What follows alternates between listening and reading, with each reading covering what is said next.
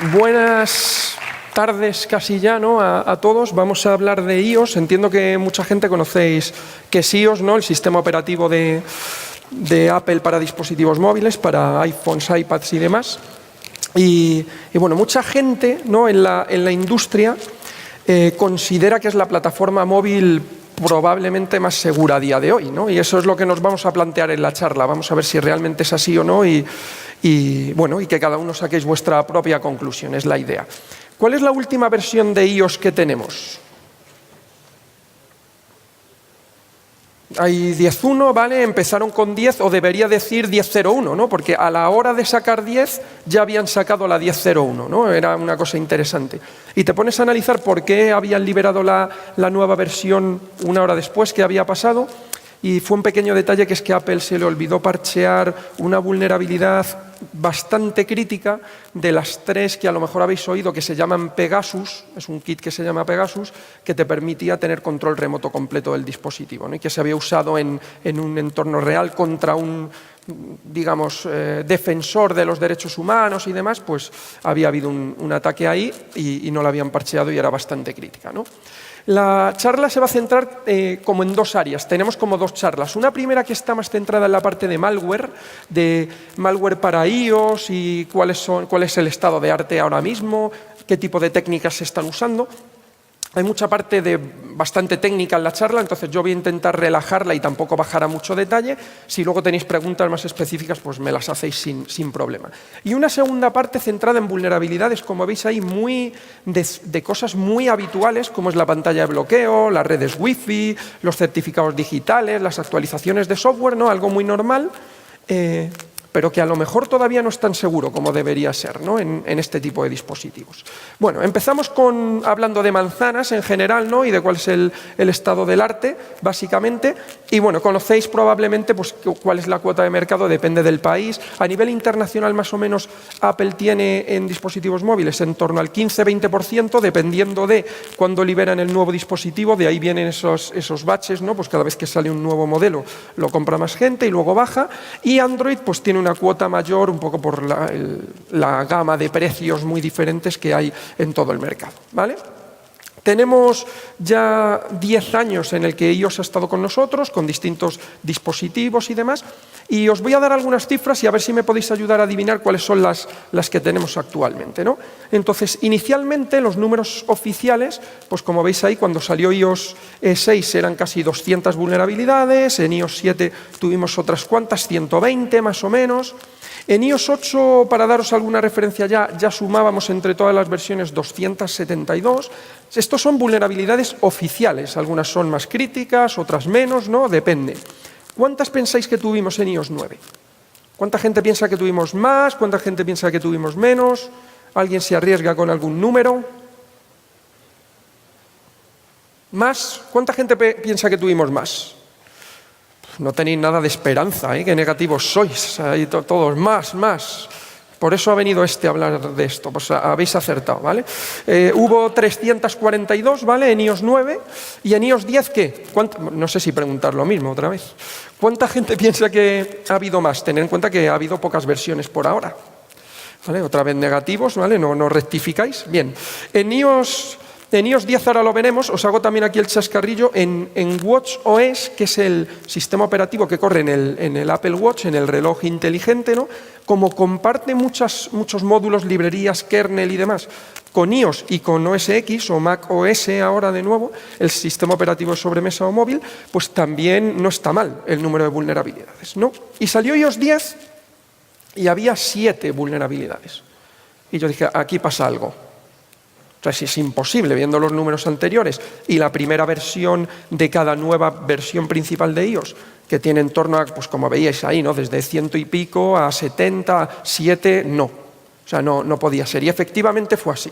Es decir, una semana después tenía 49. El motivo del por qué no una semana después era porque muchas las compartía con OS X. La versión de OS X no se había sacado todavía al mercado, entonces Apple no quería decirle a todo el mundo qué vulnerabilidades también potencialmente afectaban a los portátiles hasta que estuviera la versión que las solucionaba disponible, ¿vale? Entonces aquí esto sí tenía ya un poco más de sentido, ¿no? Entonces vemos que los números siguen aumentando, pero bueno, esto tenemos un problema en la industria que si no desarrollamos código más seguro, pues vamos a seguir así por mucho tiempo. No os preocupéis, os vais a poder dedicar a seguridad y vuestros hijos se van a poder dedicar a seguridad y los hijos de vuestros hijos también se van a poder dedicar a seguridad, ¿vale? Tenerlo claro, porque no solucionamos los problemas desde la raíz.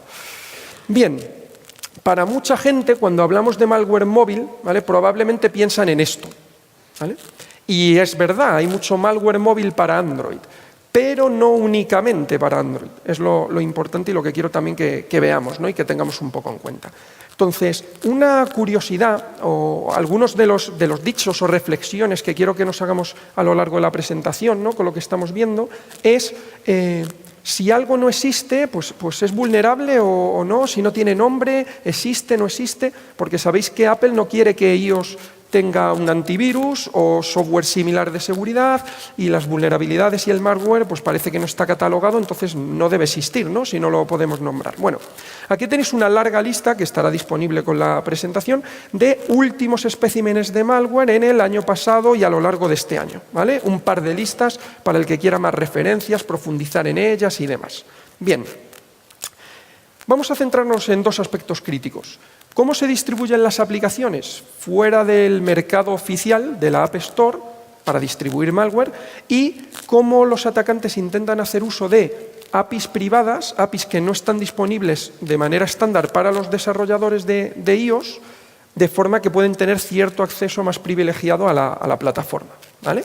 Entonces, respecto a la distribución fuera de la tienda, básicamente quedaros con esta idea. Apple tiene distintos tipos de programas de desarrollo, el de para desarrolladores individuales o uno más empresarial para distribuir aplicaciones dentro de tu compañía, de tu organización. Y este es el programa que es muy interesante porque resulta que a través de ese programa tú puedes distribuir aplicaciones sin que pasen por la App Store, que es donde Apple tiene más control de todo este mercado de aplicaciones y este modelo de distribución, ¿vale? Esa es la idea.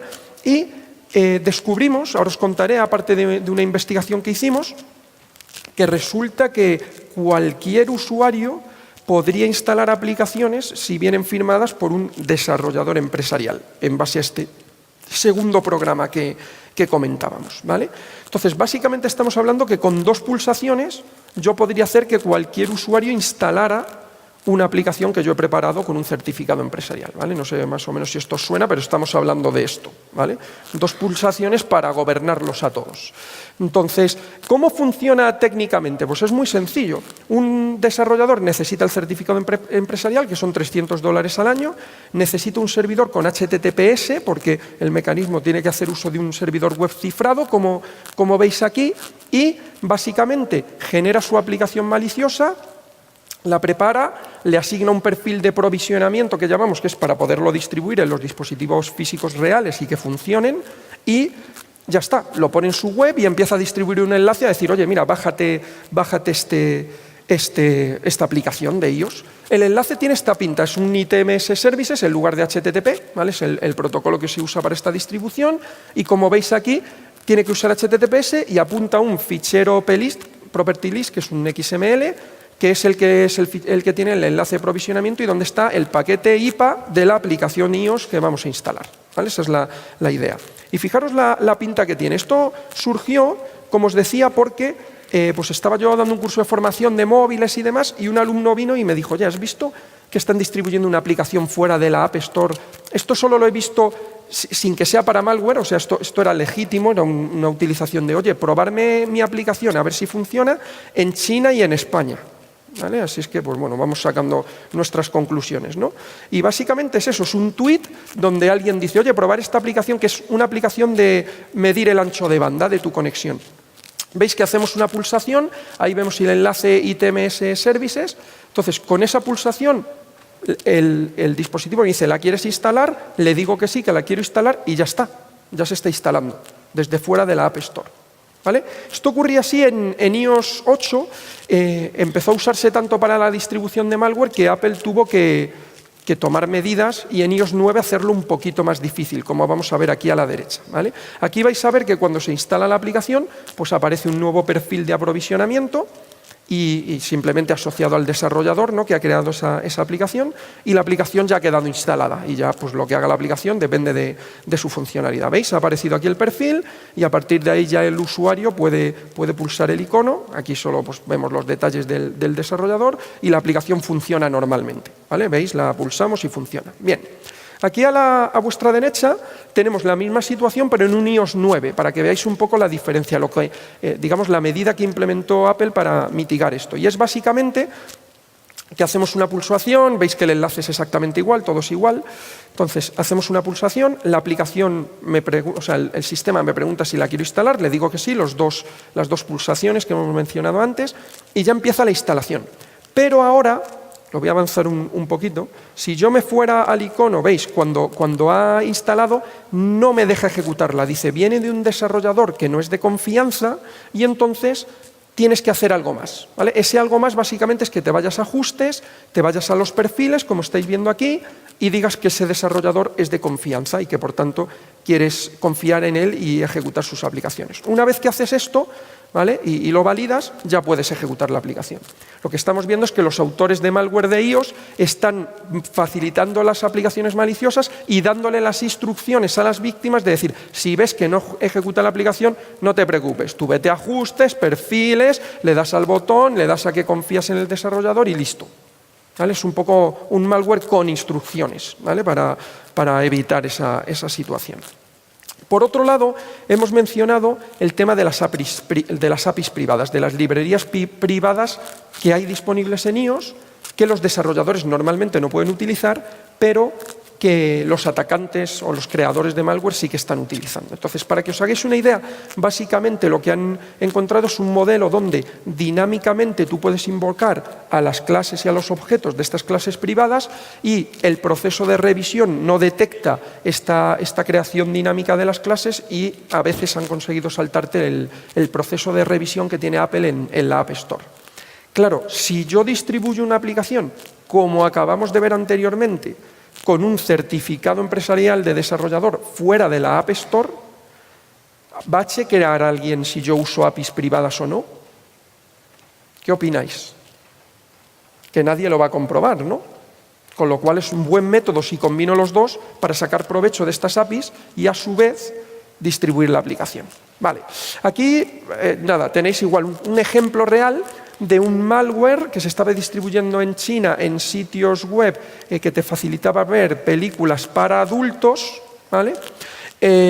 Donde veis el enlace ITMS Services, el plist, como hemos visto antes, tú pinchabas en el enlace, te decía si querías instalar la aplicación y se te comprometía el teléfono.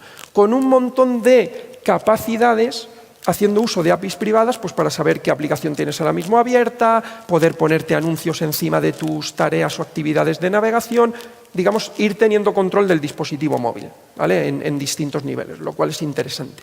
Y complementariamente, perdonad que se ha saltado ahí una, complementariamente fue muy interesante que este espécimen de malware en concreto encontró una capacidad que tenía iOS que no conocíamos hasta el momento, donde tú puedes ocultar el icono de la aplicación para que no aparezca, ¿vale? De forma que tú instalas la aplicación, el malware, pero el icono no aparece. Y como veis es muy sencillo, es básicamente, ¿vale?, una directiva en el fichero de propiedades de la aplicación que dice, oculta el icono, ¿vale?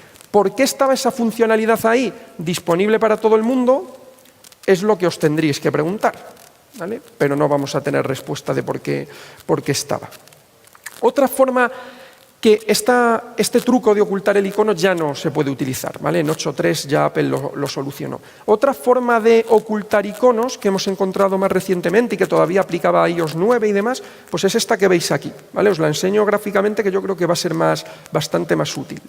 Es básicamente, yo cojo el icono que quiero ocultar, me lo llevo, por ejemplo, al primer panel, el primer panel está lleno, intento crear un grupo de iconos y ahora quito el icono y lo tiro para abajo, ¿vale? Lo tiro para abajo y ha desaparecido. Es decir, ahora si nos vamos donde estaba, ya no está el icono, ¿vale? Ha desaparecido de ahí. Este truquillo solo funciona temporalmente, es decir, si yo reinicio el dispositivo, el icono vuelve a aparecer donde estaba. Pero si temporalmente quiero ocultar un malware que se ha instalado hasta que reinicie el usuario, y mucha gente no reinicia el móvil en mucho tiempo, pues bueno, podría tener éxito, ¿vale? Más cosas. Vamos a hablar ahora un poco de nuevas formas de distribución de malware con nuevas capacidades o vulnerabilidades para los desarrolladores, ¿vale? Está en vuestra mano el elegir si esto es una vulnerabilidad o es una capacidad que tiene el dispositivo. No es un bug o es un feature, una característica, ¿no? Ahí decidís. Es una característica, ¿vale? Para el que no lo tuviera claro. ¿Qué es? Básicamente es contarme qué es esto. ¿Alguien sabe qué es el WWDC? Sí, decidme. Perfecto, la conferencia anual de desarrolladores de Apple, ¿vale? Donde va todo el mundo a ver qué está lanzando Apple, nuevas tecnologías que voy a poder usar en mis apps. Perfecto. La última tuvo lugar en verano, en San Francisco. ¿Y qué son estos números? 2 millones y 13 millones. ¿Qué pensáis que son? El primero, 2 millones. Venga, ideas. Usuarios. Apple tiene usuarios muchísimos más que ellos, que 2 millones. Sí, sí. Más ideas. ¿Perdón? Desarrolladores hay más, pero quédate con esa idea ahí en mente. 2 millones, 2 millones. Aplicaciones en el market, ¿vale? Que hay ahora mismo. Distintas aplicaciones en la App Store, ¿vale? 2 millones y 13 millones. ¿Perdón? No te oigo, dime. Ah, fuera, no.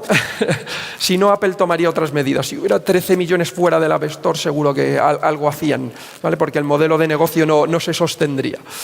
¿Qué son 13 millones? Lo que comentabais antes. Desarrolladores que están registrados. 2 millones de aplicaciones, 13 millones de desarrolladores. Esto no resuena por algún lado. A ver, yo diría que cada desarrollador tendría que tener una aplicación o varias. Hay desarrolladores que tienen varias, ¿no? Entonces, los otros 11 millones que están desarrollando. No lo sé, yo no tengo datos de qué hay detrás de esto. Yo os muestro la información y vosotros saquéis vuestras conclusiones, ¿vale? Resulta que en el modelo de desarrollo de Apple, durante mucho tiempo, tú no podías coger una aplicación e instalarla en un dispositivo tuyo, físico, ni siquiera como desarrollador, ni siquiera localmente, ¿vale? Tenías que tener una cuenta de desarrollador, ¿vale? Trabajar con el simulador o hacerlo localmente, pero con una cuenta de desarrollador oficial, donde estás registrado, saben quién eres, has pagado por la cuenta de desarrollador y demás. Bien, pues resulta que recientemente, con la nueva introducción de Xcode, que es el entorno de desarrollo de Apple, metieron una funcionalidad que llamamos sideloading. Es la capacidad de, desde tu equipo, vía USB, conectado con el dispositivo móvil físico, instalar una aplicación. Y para ello no hace falta ser un desarrollador oficial de Apple. Es decir, cualquiera se puede registrar como un desarrollador gratuitamente con cualquier cuenta de mail, ¿vale? Y poder hacer esta tarea de instalación de aplicaciones. ¿Se os ocurre para qué se puede usar este mecanismo? ¿Vale? Una nueva forma de distribuir aplicaciones fuera de la App Store o malware. Si yo tengo acceso físico a tu dispositivo unos segundos, lo conecto por USB a mi equipo, instalo la aplicación, te lo dejo ahí de nuevo y ya llevas el regalo instalado. Y además, si puedo ocultar el icono, como hemos visto y demás, pues vais encajando piezas, ¿no? de en qué escenarios se puede utilizar. Es así de sencillo, ¿vale? Cuando lo instalas, veis que las pantallas son muy similares a las que hemos visto antes. Te pregunta, ¿quieres instalar esta aplicación? Aparece en el perfil un nuevo perfil de desarrollador, le decimos que sí, que la instalemos y listo, queda instalada. Más o menos un desarrollador gratuito y uno oficial tienen capacidades similares, salvo por algunas APIs, ¿vale? Que uno sí puede usar y el otro no. Pero para hacer el mal, la verdad es que es suficiente con tener uno gratuito, ¿vale? Entonces surgió una herramienta como Suicider, que básicamente lo que hace es que te deja coger cualquier aplicación de iOS, troyanizarla con cualquier otro código, ¿vale? Meter código malicioso dentro de esa aplicación y ahora distribuirla. ¿vale? Distribuirla como una aplicación válida usando, por ejemplo, lo que estamos diciendo, el sideloading. Básicamente que cojo tu teléfono y tengo acceso 10 segundos, lo pincho por USB y le instalo la aplicación. Lo que tenía de ventaja esta herramienta es que puede coger cualquier aplicación legítima, lo vamos a ver si queréis en el vídeo con Skype, ¿vale? Puede inyectarle ese código malicioso a la aplicación y la aplicación corre normalmente, con el código normal y, a su vez, el código malicioso. Y no solo eso, sino que como la aplicación es la misma que el Skype normal, solo que modificado, tiene acceso a los datos que tenía esa aplicación acceso inicialmente, a los datos de Skype, de tu cuenta de Skype, de tus contactos, el poder hacer llamadas, etc. Generalizar esto para cualquier aplicación. Si es la aplicación de correo en su lugar Gmail, por ejemplo, pues va a poder tener acceso a todas las capacidades y a todos los datos que guardaba tu cliente de correo, ¿vale? En ese caso. Esto es una herramienta que estaba basada en herramientas de código abierto, open source y demás, con lo cual, pues bueno, con plenas capacidades y lo puedes modificar y demás, muy, muy interesante. Y si queréis, nada, pues vemos aquí un vídeo rápidamente donde aquí tenemos no se ve muy en detalle, pero vamos, contaros un poco la dinámica. Aquí tenemos la herramienta que genera la versión troyanizada de la aplicación, ¿vale? Básicamente tú le dices, pues quiero coger Skype y le quiero inyectar este código. En este caso es un código que solemos utilizar en pruebas de intrusión, auditorías de seguridad, donde puedes inyectar o manipular el comportamiento de la aplicación en memoria, ¿vale? Esa es la idea. Entonces, nada, voy a pasar un poco más rápidamente la parte de generación, que básicamente está generando la aplicación, ¿vale? La variante la firma con tu certificado de desarrollador gratuito y posteriormente la instala. ¿Veis que ha aparecido aquí Skype instalado, pero ahora es la versión modificada? Entonces, veis que nada, cuando lo ejecutamos te dice, pues eso, es una aplicación de un desarrollador que no conozco, te vas a ajustes, te vas a los perfiles, autorizas a este desarrollador. Claro, fijaros que este proceso de instalación es unos pocos segundos el llevarlo a cabo, ¿vale? Autorizamos al desarrollador y ya tenemos un Skype normal, ¿vale? Pero en realidad no es normal, tiene el código inyectado malicioso del atacante. Entonces vamos a ver que cuando se ejecuta, pues ejecuta el Skype normal, pero ahora, como tiene ese código adicional, tenemos la capacidad de conectarnos al dispositivo y modificar la memoria de la aplicación que está ahí corriendo, de forma que, por ejemplo, el ataque que se va a lanzar en el vídeo es que veáis cómo se puede manipular cualquier componente de la aplicación. En este caso, lo que se va a manipular es que el campo donde pone el nombre de usuario, pues va a aparecer un texto que estamos mandando nosotros a través de la red, a través de una conexión, como veis aquí, ¿vale? Entonces, dejadme solo que lo adelante aquí un poco, hasta el punto donde se va a lanzar este comando y vais a ver aquí que aparece el texto, ¿vale? Una vez que estamos en ese framework de manipulación de la memoria de las aplicaciones de iOS, ¿vale? Nada, en un segundo aparece el texto y lo tenemos ahí. Entonces, básicamente que tenemos un Skype normal, pero troyanizado, con capacidades de modificación para el posible atacante, ¿vale? ¿Veis? Ahí ya aparece Skype, está ahora controlado por el atacante, ¿vale? Esa es la idea. Vale. Apple solucionó este problema y entonces el mismo investigador que encontró ese tipo de técnica de ataque encontró otra. Y básicamente lo que hizo Apple es que dijo, vale, ahora si sustituyes una aplicación por sí misma, ¿vale?, pero modificada y demás, no va a poder tener acceso a los datos que había previamente. Entonces, la técnica que usó el atacante, un poco para que veáis que siempre tenemos alternativas, es, bien, hago un backup del dispositivo donde guardo los datos, instalo mi aplicación de Skype troyanizada, modificada, y ahora vuelco el backup del dispositivo y entonces aparecen los datos de nuevo que había en el backup de Skype del usuario, pero ahora gestionados por la aplicación troyanizada. Básicamente que a través de las copias de seguridad de los backups vuelvo a tener ese control, ¿vale?, en los datos del usuario. Es un poco la idea, ¿vale? Y porque os suene, dejadme que se ha saltado esto aquí, 2 transparencias, el último jailbreak que hay disponible públicamente, que es el de Pangu para hasta 9.3.3, hace uso de estas técnicas. Básicamente, el proceso de jailbreak hace uso de la técnica de sideloading que hemos visto para instalar una aplicación localmente a través de USB, ejecutas esa aplicación explota la vulnerabilidad y te da control completo del dispositivo. ¿vale? O sea, es la primera vez que tenemos un jailbreak con una aplicación haciendo sideloading en lugar de explotándolo pues, vía iTunes o vía remota, como ha ocurrido previamente, ¿vale?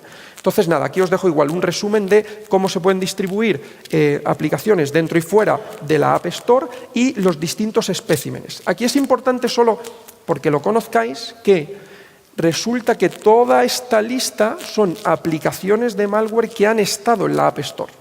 Son pocos, es verdad, pero lo que quiero que tengáis claro es que la App Store, el proceso de verificación, no está libre de que alguien consiga saltárselo y acabe introduciendo malware a través de esa vía y la gente bajándoselo e instalándolo en sus dispositivos. Y ya hemos tenido del orden, como veis ahí, de 9 o 10 casos diferentes. Y muchos más fuera de la App Store, lógicamente, ¿vale? Bien, con esto acabamos la primera parte de la presentación, ¿vale? Y en la segunda lo que quiero es introduciros una serie de vulnerabilidades que a lo largo del tiempo yo he ido encontrando en iOS y en los entornos móviles de Apple, que se han reportado en su momento y que quizá Apple pues, no ha considerado, o algunas sí, lo veremos, suficientemente críticas y lo que hice es pues, buscar en el baúl de los recuerdos, ¿no? Este verano y decir, voy a ver en qué estado se encuentran para las últimas versiones de iOS, 9 y luego lo volví a hacer para 10, las vulnerabilidades que yo conozco que había y que creo que no se han solucionado, ¿no? Y que un poco reflexionemos sobre ello y veamos si, bueno, pues Apple debería hacer algo más o no, porque aquí lo que quiero que penséis es que Apple, por un lado, lo que decíamos al principio, se considera uno de los dispositivos iOS, iPhones, iPads y demás más seguros de la industria móvil y tiene capacidades alucinantes, ¿no? Pues con el Security Enclave, un procesador criptográfico para guardar la representación del fingerprint, de la huella digital y hacer operaciones de cifrado y descifrado, pero a lo mejor hay otras cosas que deberíamos solucionar y que las estamos dejando sin solucionar, ¿no? Y eso es lo que quizá tenemos que reflexionar. Vamos a empezar con la pantalla de bloqueo. La pantalla de bloqueo es un elemento fundamental para proteger tu dispositivo si cae en manos de alguien, ¿no? Y aquí lo que sí que quiero que tengáis en cuenta es que vais a tener que ir, digamos, perfeccionando vuestras cuerdas vocales para hacer voice hacking, ¿no? Ataques con la voz, ¿vale? ¿Por qué? Porque cada vez más tenemos estos asistentes digitales personales, ¿no? Como el Google Assistant o Siri, ¿no? En el caso de iOS, que te permiten interactuar con el dispositivo a través de la voz. A mí este tema de la pantalla de bloqueo me ha llamado siempre mucho la atención y entonces ya hace un tiempo, en septiembre de 2014, creamos un recurso que mantenemos en el blog de DinoSec actualizado con cada versión de iOS, qué vulnerabilidades específicas permiten saltarse la pantalla de bloqueo, ¿vale? Porque lo tengáis ahí en mente y lo reviséis. Y os pongo un ejemplo, ¿vale? Esto lo conocemos desde 2011, se va actualizando el recurso con cada versión y fijaros un ejemplo. Esto además lo ha encontrado una persona, un investigador español, ¿vale? Entonces, fijaros que el dispositivo está bloqueado, es de 6 dígitos el PIN, con lo cual era iOS 9 en aquel entonces que lo introdujo.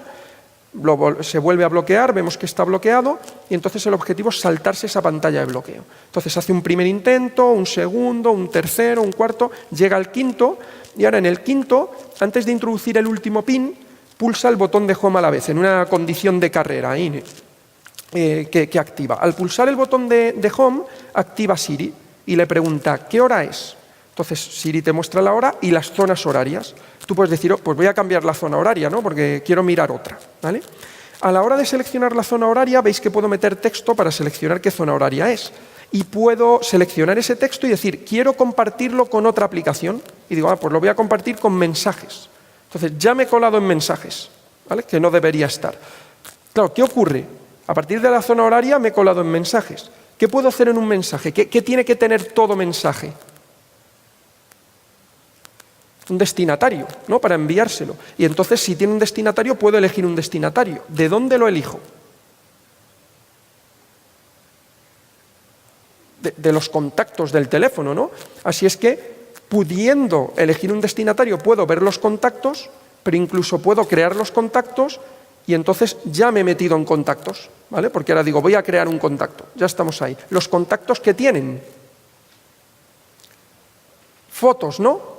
Pues ya me he colado en fotos también, ¿vale? Y puedo ver todas las fotos del dispositivo, borrarlas, lo que quiera hacer con ellas. O sea, fijaros cómo una chorrada como, bueno, tengo Siri habilitado porque me es más cómodo y hablo con él en la pantalla de bloqueo, a través de la zona horaria me deja meter texto, que me deja llegar a mensajes, que puedo elegir un contacto, que puedo manipular todos los contactos, que puedo elegir las fotos y manipular todas las fotos, por poner un ejemplo. Esta es una de muchas de las vulnerabilidades que han ido afectando y todavía a día de hoy afectan a la pantalla de bloqueo de ellos, ¿vale?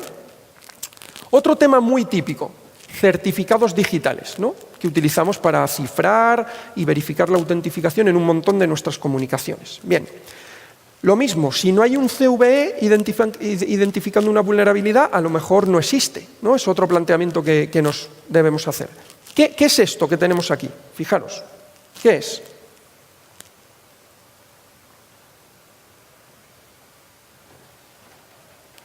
Típico caso, ¿no?, de error de certificado porque no lo puedo validar, no es de confianza, ¿no? Y aquí el usuario tiene tres opciones, ¿no? Cancelar, detalles o continuar.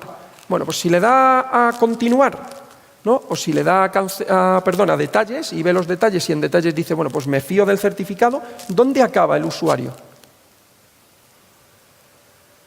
Os lo digo yo. En el doble botón de destrucción masiva, ¿vale? ¿Qué es esto? El típico botón nuclear que ahora, bueno, todos tememos que alguien pueda pulsar, ¿no? Y lo voy a dejar ahí. ¿Qué acaba de ocurrir si habéis dado a cualquiera de esos dos botones? Vuestro dispositivo iOS ha aceptado el certificado como válido, ¿no? Y entonces tú te puedes conectar, ¿vale? Y un posible atacante, si es el que controla ese certificado, va a ser capaz de capturar vuestro tráfico. ¿Por cuánto tiempo es válido ese certificado para vuestro dispositivo? ¿Perdón? Dilo. Para siempre. Para siempre significa que va a estar ahí el atacante pudiendo capturar ese tráfico para ese sitio web siempre que quiera, salvo que restauréis a fábrica el dispositivo. Pero da igual que borréis la caché de Safari, da igual que apaguéis el dispositivo, que lo volváis a reiniciar, el navegador, da igual, se queda ahí para siempre, ¿vale? Ese tema es bastante serio, ¿vale? Lo veis aquí, quiero que veáis el comportamiento, es básicamente, estamos ahí con iOS, nos vamos a conectar a una web, hay un atacante con un ataque man in the middle, de hombre en medio, nos está dando su certificado inválido, sale un error de certificado. En este caso vemos los detalles, pero no lo aceptamos, ¿vale? Entonces, pues bueno, hasta ahí bien, estamos viendo los detalles del certificado y ya está. Claro, ¿qué pasa si yo sí que le doy a aceptar ese certificado? Lo voy a hacer de nuevo, me vuelvo a conectar, me sale otra vez el error de certificado, ahora sí le digo continuar y se acabó. Con que lo haga una vez en mi vida, veis que ahora ya el atacante está interceptando todo mi tráfico seguro, HTTPS, que va a ese servidor, y lo que os muestro aquí, da igual que yo me vaya a los ajustes, borre la caché del navegador, etcétera. Ese certificado, como vais a ver, borramos la caché, volvemos a conectarnos, ya no tenemos error. Ya el atacante está entre medias capturando todo el tráfico cifrado, ¿vale? ¿Cómo podemos borrar esto? Pues solo hay una opción, matando moscas a cañonazos, ¿vale? Es yéndome a los ajustes y decir, bórrame todos los ajustes de red o bórrame todos los ajustes completos del dispositivo. Pero claro, borrando los ajustes de red pierdo todas las redes wifi que tuviera configuradas, un montón de elementos adicionales. Con lo cual, ¿no sería más fácil, yo me pregunto, en el año 2016... tener un panel en ajustes que diga estos son los certificados que has aceptado y lo puedes borrar? Yo creo que no es mucho pedir, quizá, ¿no? Pero parece que sí, porque no tenemos esas capacidades. Vale. Otro tema interesante es, para mantener la seguridad de un dispositivo, tenemos que mantenerlo actualizado, ¿no? Eso lo conocemos. Entonces, cuando una vulnerabilidad recibe un CVE, ¿no?, se le asigna un identificador, ya el fabricante la ha arreglado y ya podemos dormir tranquilos, ¿verdad? ¿Qué opináis? ¿Quién verifica si una vulnerabilidad que un fabricante dice que se ha arreglado, realmente se ha arreglado? Pues a veces el pesado del investigador que está detrás ahí semanas y meses dedicándole tiempo y dice, a ver si realmente lo han arreglado, ¿vale? Ese pesado en este caso pues me refiero a mí, ¿vale? Entonces hay veces que los arreglos que se hacen pues probablemente no son los adecuados, ¿no? Y una brida quizá ahí no es lo más adecuado, pero lo ves por ahí. Entonces, ¿qué ocurre? Yo estuve haciendo ciertas investigaciones con las actualizaciones de iOS, donde eran manipulables, donde tú podías congelar el dispositivo iOS y básicamente que no se volviera a actualizar nunca. Se le notificó a Apple y lo arregló, pero parcialmente. Entonces, todavía había la posibilidad de volver a atacar el dispositivo y saltarte la versión actual. Es decir, básicamente, el dispositivo tiene ahora una versión, sale una nueva y tú le dices al dispositivo, no, tienes la última y no se actualiza la nueva. Claro, como no se ha actualizado la nueva, pero la nueva ya es pública, tú ya puedes ver qué exploits hay en la nueva y los puedes atacar sobre el dispositivo. O sea, tiene cierto impacto. Mucho peor era antes. Claro, mucho peor era cuando tú le podías decir al dispositivo, no te actualices hasta el año 2030. Y el tío decía, pues hasta el 2030 ya tengo actualizaciones, ¿vale? Pero todavía era importante. Entonces, sigues ahí un poco detrás de ello, persiguiéndolo, reportándoselo a Apple. Y una cosa interesante que encontré posteriormente es que el Apple Watch, el smartwatch, resulta que se actualizaba de la misma forma y era vulnerable exactamente a lo mismo. Es decir, podías atacarlo y congelar sus actualizaciones igual que el teléfono. ¿Recordáis lo que os decía antes de mismo código heredado entre distintos dispositivos que heredan las vulnerabilidades? Pues esto es un problema también que tenemos que resolver en la industria, ¿vale? Y aquí veis un ejemplo, nada, muy rápidamente. Como veis, voy a acceder a la aplicación de... Bueno, primero de ajustes para que veáis la versión. Esto en el momento del vídeo tenía iOS 9.3.2, estaba plenamente actualizado a ese momento, aquí no ha habido ataque y ahora sí hay ataques sobre el reloj.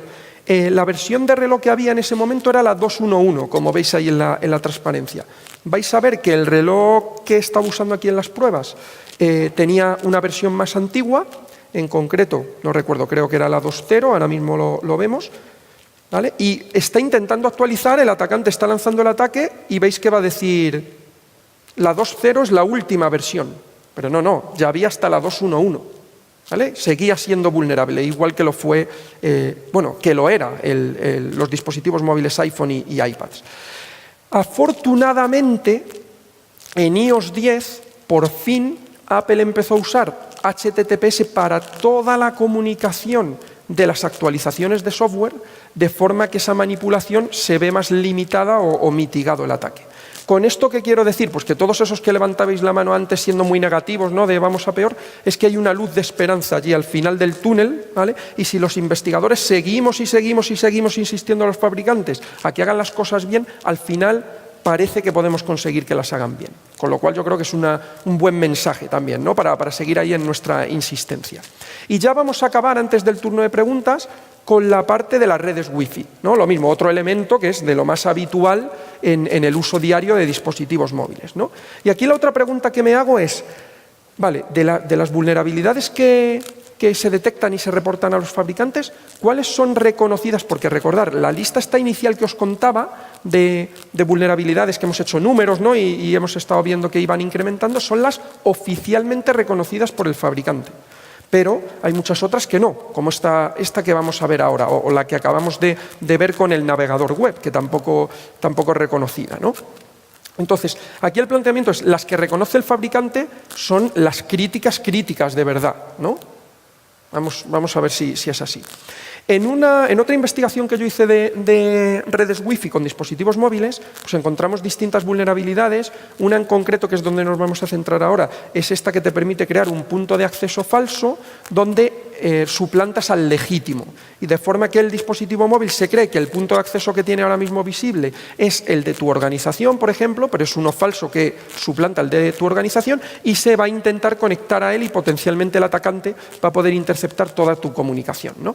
Y en ese análisis que andaba yo haciendo, un chascarrillo que hacía era, en una serie de escenarios, cuando el dispositivo se va a conectar a la red Wi-Fi y encuentra el punto de acceso falso, no estoy hablando de redes Wi-Fi abiertas, con el mayor nivel de seguridad de la red Wi-Fi, o sea, Wi-Fi 802.1x, empresarial, con WPA2, ¿vale? Puede surgir que el usuario reciba un error de certificado del servidor Radius de esa red Wi-Fi, ¿vale? ¿Qué puede hacer aquí el usuario cuando ve el certificado? ¿Qué opciones tiene? Puede aceptar el certificado, ¿no?, o aceptar el certificado, ¿no? Parece que echamos algo en falta ahí, ¿no? Un botón de cancel o algo así. Pues nada, yo hacía el chascarrillo y no había botón de cancel y tal. Bueno, pues luego posteriormente un tal Michael Santos le asignaron este CVE porque faltaba el botón de cancel. ¿Vale? Nos vería mi presentación o descubriría él que no había botón de cancel y Apple dice, una vulnerabilidad muy seria, hay que poner un botón de cancel. ¿Vale? Sin embargo, resulta que el meollo, digamos, de esa vulnerabilidad que yo estaba contando era básicamente esa posibilidad de suplantar a la red Wi-Fi, llegando a hacer que el dispositivo cliente, si no está apropiadamente configurado apropiadamente, se conecte a la red Wi-Fi y desvele sus más internos secretos. ¿Vale? Entonces os lo voy a enseñar básicamente en la configuración de las redes empresariales, ¿no? Con usuario y contraseña, tú te conectas, puedes recibir o no el certificado del servidor Radius, lo puedes validar o no, como veíamos antes con la parte web, puedes cancelar, ¿veis? Ya apareció el botón de cancel en ese escenario en concreto, y el problema aquí es que un atacante podría suplantar el certificado de tu compañía y prácticamente son lo mismo. Lo único que no puede suplantar es el fingerprint criptográfico, la firma del certificado. Pero puede decir que pertenece a tu organización, que lo ha emitido la misma autoridad certificadora, etcétera, etcétera. Entonces, fijaros, una vez que tú fijas el escenario de ataque, ¿no? Creando un punto de acceso falso y demás, ¿dónde podríamos llegar? Pues a lo siguiente, como vais a ver aquí, ¿vale? El dispositivo móvil tiene la red Wi-Fi activa, el atacante pone un punto de acceso falso, el dispositivo móvil cree que es el legítimo y se va a intentar conectar a él, ¿vale? Aquí, si aparece un certificado del servidor Radius y lo acepta el usuario, ¿qué creéis que va a pasar? Lo mismito que con el navegador web. Se queda ahí para siempre y ese certificado ya es válido para siempre. Probablemente es el mismo código el que está procesando los certificados. Pero si no, ¿qué podría hacer un atacante? Pues os lo enseño aquí. Básicamente, fijaros que ha creado un punto de acceso falso. El cliente o el dispositivo móvil se intenta conectar y fijaros lo que hace. Es directamente por la configuración del punto de acceso falso puedes forzar al cliente a que desvele las credenciales en claro del usuario y contraseña. Que además en la red empresarial no solo son de la red Wi-Fi, normalmente son del directorio activo de Windows, de tu acceso a Outlook y al correo, a servidores web internos, etcétera, etcétera. Pero esta vulnerabilidad, esta no tiene CVE. La del botón de cancel sí, pero esta no existe ni ha sido reconocida y sigue siendo vulnerable iOS 10. ¿Vale? Cada uno que saque sus conclusiones. Últimamente me gusta acabar las charlas con el refranero español, ¿no? De cara a las conclusiones y demás, de forma muy rápida. Así es que simplemente tirando del refranero y un poco por todo el tema de manzanas que hemos visto, probablemente conozcáis el refrán, tanto en inglés como en español, ¿no?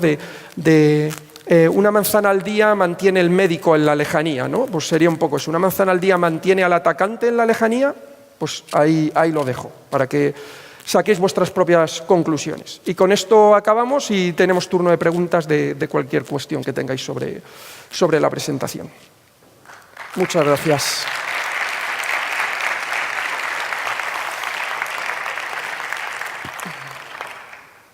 Preguntas. Perfecto. Nada, dudas, comentarios, opiniones, lo que sea. No.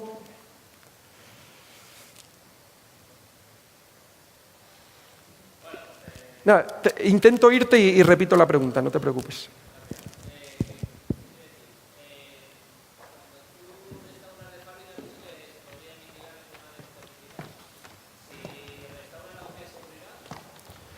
Vale, os lo voy a contar y es todavía peor de lo que podíamos imaginar inicialmente. La pregunta es, cuando restauras de fábrica, los certificados que habías aceptado ya desaparecen. Afortunadamente esa parte funciona, o sea, no viene de fábrica con regalo de ningún certificado y los borra, ¿no? Eso está bien.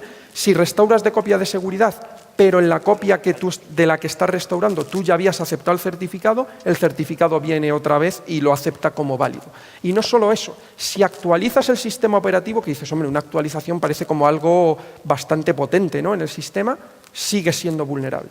Yo en las pruebas estas que os contaba, las repetí este verano del pasado con 9.3.2, actualicé el dispositivo luego a 10 y el mismo certificado que habéis visto grabado en el vídeo seguía estando en 10 y era igualmente vulnerable sin error de certificado. Con lo cual hay que borrarlo a fábrica o los ajustes de red al menos.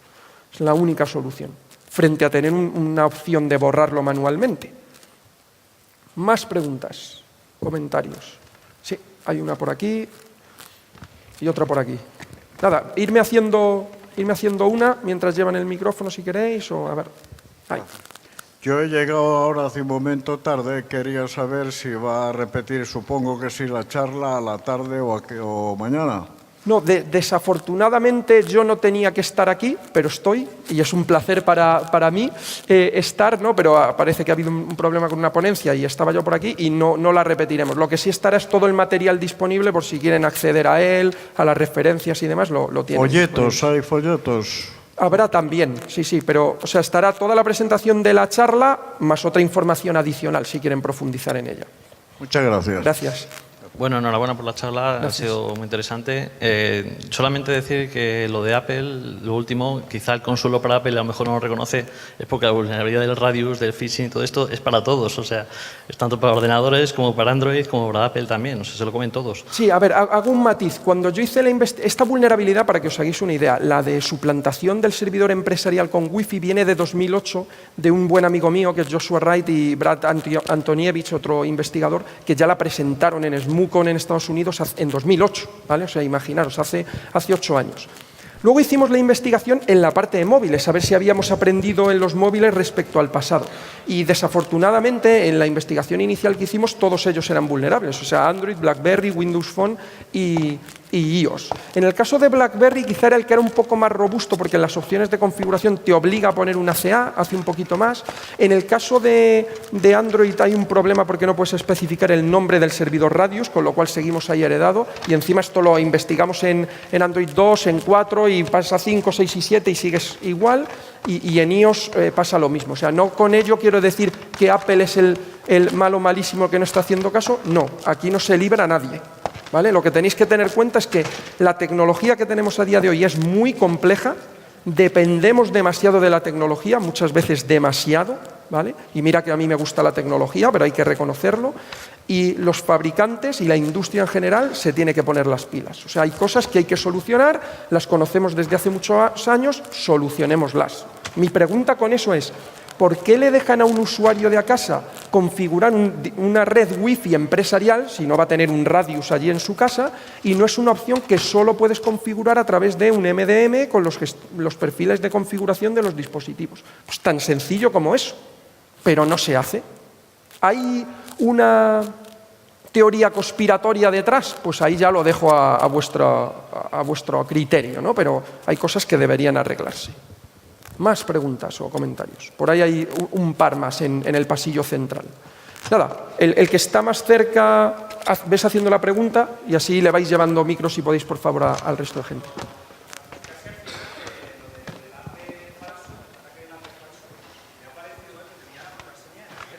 Sí, os comento cómo funciona eso. Eso, si vais a la web de Dinosec, ¿vale? www.dinosec.com, vais a la sección del app y ahí tenéis varias presentaciones que hemos hecho y tenéis más detalles técnicos. Pero básicamente es tan sencillo como esto. Si tú eres el servidor Radius y eres el servidor Radius falso, normalmente lo que usa casi todos los clientes Wi-Fi por compatibilidad en entornos Windows es PAP como método de autentificación, PIP, ¿no? Que es usando MSChap versión 2, que es como cuando nos conectamos a carpetas compartidas en Windows con desafío, respuesta y demás. ¿Qué hacemos con este Radius? En lugar de decirle que tenemos PIP, le decimos al cliente, perdona, es que si tenemos que hablar PIP, tenemos que mandar el desafío, la respuesta, esto es un rollo y tal, esto de seguridad. ¿Por qué no usas PAP? ¿Vale? PAP es este protocolo que los que tengáis más canas en la sala, cuando usábamos los módems, ¿vale? Estos que hacían pi y chirriaban, ¿vale? Algunos ni sabréis de lo que estoy hablando, ¿vale? Y nos autentificábamos, teníamos dos protocolos, PAP y CHAP, ¿vale? Pues es PAP, que dice, mira, mándame las credenciales en claro que acabamos antes. Y el dispositivo dice, si el señor Mr. Radius me dice que las mande en claro, pues yo se las mando en claro. Y ya está, si no las tienes que craquear ni nada. Es así de triste. Más preguntas por ahí. Comentabas que nuestros hijos van a poder trabajar en seguridad. En España no tenemos esa conciencia, pero en Estados Unidos no hay nadie que haya, como tú, investigado una vulnerabilidad y que se haya atrevido a denunciar: estás poniendo en peligro mi seguridad. Entonces, tú eres el fabricante del dispositivo, tienes que velar por mi seguridad. Vale. ¿No ha habido ninguna cosa parecida? A ver, yo no soy abogado ni pretendo serlo, ¿vale? Y no me voy a meter en ese terreno, pero efectivamente se está debatiendo mucho en la industria, no ahora, en los últimos años, dónde recae la responsabilidad de muchas de las tecnologías vulnerables que tenemos a día de hoy y que pueden dar lugar a un problema muy grande. Creo que un buen ejemplo es el que hemos visto recientemente con la red botnet de Internet of Things, de dispositivos, donde se han caído los servicios principales de Internet, ¿no? Pues son Twitter, etcétera, etcétera. Con lo cual, ahí el tema es que veremos dónde acaba la responsabilidad. Pero hasta ahora el tema legal y tecnológico son dos mundos que están muy separados entre sí. Vamos demasiado rápido en la tecnología con respecto a la velocidad que puede tomar la parte legal, con lo cual veremos qué pasa. Y eso que Estados Unidos es un buen ejemplo, donde tú coges un cáncer de pulmón fumando y aunque en las cajetillas te decía que no fumes, pero puedes denunciar a la compañía tabaquera, ¿no? Y esto en España no pasa. Pero pese a eso, no ha habido así casos conocidos donde la responsabilidad haya caído en el fabricante y haya habido unas repercusiones relevantes. Veremos en qué queda en el futuro, pero es muy complejo el tema. Más preguntas. Por allí arriba. Vale, buenas. La mayoría de los usuarios que usan iPhone usan o descargan aplicaciones a través de Cydia. Las aplicaciones que vienen o que se descargan a través de Cydia, ¿tienen certificados confiables o no? Vale, hago una diferenciación. La mayoría de usuarios que tienen iPhone que no le han hecho el proceso de jailbreak, es decir, están como de fábrica, normal, bajan las aplicaciones solo de la App Store o con las técnicas que hemos visto. Si haces el proceso de jailbreak para tener control completo de tu dispositivo, por defecto se instala un gestor de paquetes que es Cydia, ¿no? Y de ese tema no hemos hablado porque ahí acabas de abrir todo un abanico que es quién proporciona las aplicaciones a través de Cydia y cómo de confiables son. No lo son. Es decir, cualquiera puede distribuir aplicaciones ahí, si encuentran algo que es malicioso lo quitarán, pero ahí sí que estás muerto. O sea, no he hablado en ningún momento de que el malware que distribuíamos era sobre dispositivos con el proceso de jailbreak hecho, porque en ese caso la capacidad de que te lo comprometan es mucho mayor. Sí, no hay ningún control ahí. Más preguntas. Por aquí hay otra al principio. Nada, házmela llegar porque...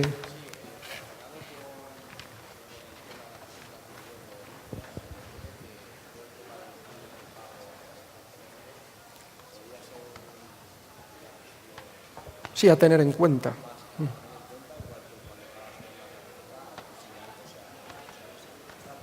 Vale.